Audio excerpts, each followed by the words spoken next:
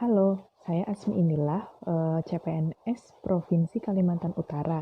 Di sini saya akan menjelaskan tentang modul akuntabilitas. Yang pertama, saya akan menerangkan tentang konsep akuntabilitas. Akuntabilitas itu sendiri adalah kewajiban setiap individu, kelompok, atau institusi untuk memenuhi tanggung jawab yang menjadi amanahnya. Untuk aspek dari akuntabilitas ada 5. Yang pertama adalah akuntabilitas merupakan suatu hubungan, yang kedua adalah berorientasi pada hasil, dan ketiga memerlukan laporan, yang keempat akuntabilitas memerlukan konsekuensi, dan yang terakhir adalah akuntabilitas memperbaiki kinerja. Untuk akuntabilitas publik itu tersendiri, ada yang terbagi menjadi akuntabilitas yang vertikal dan horizontal, yaitu sejajar.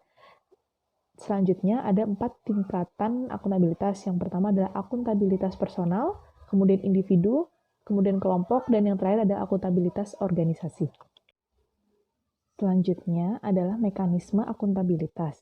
Untuk dimensinya ada terbagi menjadi 4, yaitu akuntabilitas kejujuran dan hukum, akuntabilitas proses, program, dan kebijakan. Untuk mekanismenya sendiri ada 3, yaitu perencanaan strategis, kontrak kinerja, dan yang ketiga adalah LAKIP, yaitu laporan akuntabilitas kinerja instansi pemerintah.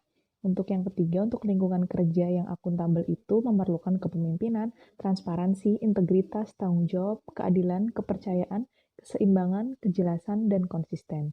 Untuk langkah-langkah untuk langkah-langkah framework akuntabilitas itu, yang pertama adalah tentukan tujuan dan tanggung jawab. Rencanakan apa yang akan dilakukan untuk mencapai tujuan, lakukan implementasi monitoring kemajuan, berikan laporan secara lengkap, dan kemudian berikan evaluasi dan masukan untuk perbaikan. Selanjutnya, untuk akuntabilitas dalam konteks itu, yang pertama adalah transparansi dan akses informasi. Intinya itu, di situs akses informasi harus secara terbuka, permintaan tidak perlu disertai alasan, harus sederhana, murah, dan cepat, kemudian informasi harus utuh dan benar, informasi harus proaktif, dan perlindungan pejabat yang beretikat baik. Kemudian yang selanjutnya, praktik kecurangan dan perilaku korup, penggunaan sumber daya milik negara, penyampaian dan penggunaan data dan informasi pemerintah. Yang ketiga adalah konflik kepentingan. Terakhir, saya akan menjelaskan menjadi PNS yang akuntabel. Ada asas penyelenggaraan kebijakan dan manajemen ASN, ada terdiri dari profesionalitas, proporsionalitas, keterpaduan, delegasi, netralitas, akuntabilitas, efektif dan efisien, dan lain sebagainya.